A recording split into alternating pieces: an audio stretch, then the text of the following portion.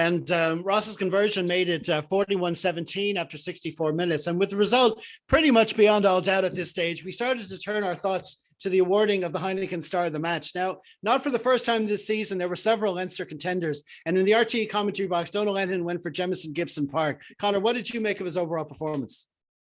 Yeah, you know what? I commented that he had a couple of moments very early in the game where you can look back on it and you can say, oh, why'd you make that decision? But aside from those couple of moments, the whole way through, I think you've got strong, good, clean decision making. He's got his head up the whole time. He's watching everything. He's making the right calls. He's making the right passes. He's finding space for players to run into.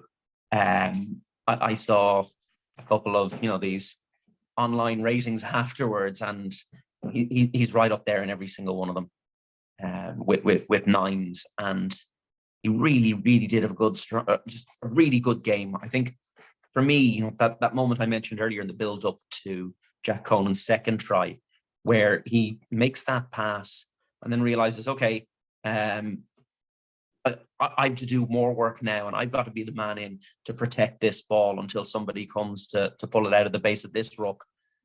But his willingness to put himself in that position, there's a lot of players are a lot bigger than him, so he's clearly not afraid of the bit of physicality and the bit of work. And it's interesting where I was sitting, and one of the lads sitting with me, and joked that allegedly the best number 9 in the world was playing this match this weekend, and apparently isn't the one who got player of the match.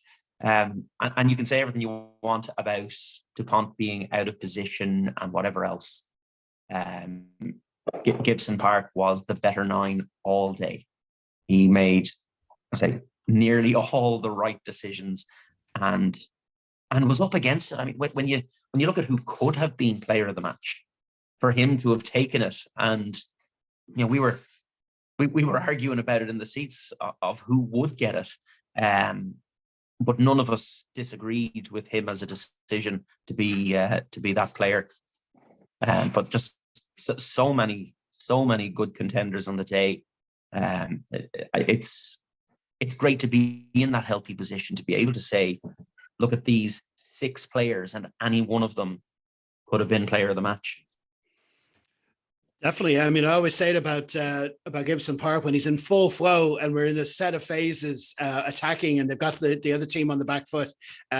It's like he goes to the breakdown, and he's almost starting to move to the next breakdown before he's finished letting go the pass for this one. And it's so methodical, and it's pinpoint, and he knows he's aiming, he's targeting where the next phase is going to go. And he picks a miss pass at the right time, and all those decisions are just it's incredible to watch it evolve in a sequence like that.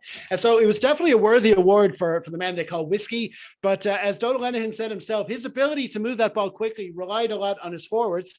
So there was bound to be a contender or two coming from the pack. So if you had to pick one out, Tom, which one would you have gone for? Well, a graphic popped up during the game. It showed now in fairness, Toulouse was just as good as Leinster. The average ruck speed was 2.8 seconds. Now, even if you take out into consideration the amount of box kicks, that bring that average up, that shows how ridiculous the ruck factory, for want of a better word. And if Gibson Park is the delivery guy at the end that goes off in the van at 100 miles an hour onto the next one, well, the foreman in the ruck factory is James Ryan. I thought James Ryan again was outstanding. I think he was Leinster's top tackler with 20. We've already discussed how aggressive and he was at the maul. And I thought that line out, the throw for, I think it was Van der Fleer's try, where Flamand, for all intentions, looked like he was going to get it, and just Ryan yoinked it out of his grasp, and it was just it. A lot has been spoken about, the 12 months of hurt, or what's driving on Leinster. And I think anytime James Ryan talks after the game as captain, it says it all over his face. This strikes me as a guy, I know Johnny's the leader, and you see Ross Byrne doing a lot of talking, but if you want somebody to epitomise sort of that, we ain't going to bloody lose. It's written all over James Ryan's face, in post-match. He's just like, we will not be beaten. I don't know if that you stick in that Gandalf meme of him standing on the bridge, like, we're just not going to lose here and you're not going to pass. So I thought he's just been outstanding throughout the Six Nations again. Brought that form back into Ireland. It just one or two players like that that strike me that have, we've spoken briefly on Jack Conan who had issues, and there he has his form. I think I think Tyg Furlong's scrummaging, and a guy that was supposed to be carrying a little bit of niggles since 2019 and hasn't been right, for the last few years. I think Tyg Furlong, now been back fully fit, is just a huge addition to Leinster. You can see him now on the scrum, so I'd be a lot more confident trying to tackle La Rochelle with a fit Furlong than not. So that's a side mention for him. But yeah, James Ryan's face at the end of the game, going, he's the one showing the determination and let's get this done this year. Yeah, Conor. I think one of the great things James Ryan does throughout the game, and it's actually, it confuses me how he manages it, but the number of times he took a carry and dragged 3 Toulouse players down to the ground with him. That he's running into contact where I'm going to take him and I'm going to drag him with me, and that fella's going to try something to get the ball afterwards. And he's creating so much space by pulling in those defenders just in how they need to tackle him, because again, as you've mentioned, the physicality is actually there, physicality that everybody swore we didn't have, but it's there. It's just need a little bit of time to get right.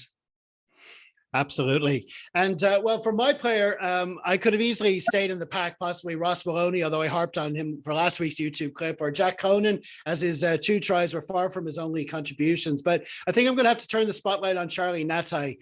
In the preview, myself and Kigo agreed he was a potential target for Toulouse, not because of any lack of ability on his part, since right from that preseason friendly against Harlequins, we've seen him progress to a point where he's fully clued into Leinster's way of doing things. It was mostly just because this was such a big game for him to start after an injury layoff, and we badly needed that defensive channel shut down. Now, to be fair, for that early Toulouse try, I thought maybe he was a bit slow getting back to his defensive line, which could have left Gibson Park isolated out wide. But even if that was true, he more than made up for it in the rest of his 55-60 minute shift. There was a jackal here, 50-22 there. He had me eating humble pie by halftime, and I was happy to tuck in. He'd already more than proven himself this season in that blue 12 jersey, but for me, this performance has underlined an overall invaluable contribution to this season that Leinster are putting together. Now, if and when Robbie Henshaw does become available again, he will, of course, get the nod. But even so, I sincerely hope we haven't seen the last of Charlie this season. And just one final thing I want to say on Gibson Park. Conor's touched on it a bit there. We've spoken a lot about Leinster's defense this season, which is all about how the team works together. Well, we should also give a shout out to the squad as a whole for the attacking, the clear outs, the general physicality have been excellent. But I'd also just like to mention just the simple ball presentation after the tackle.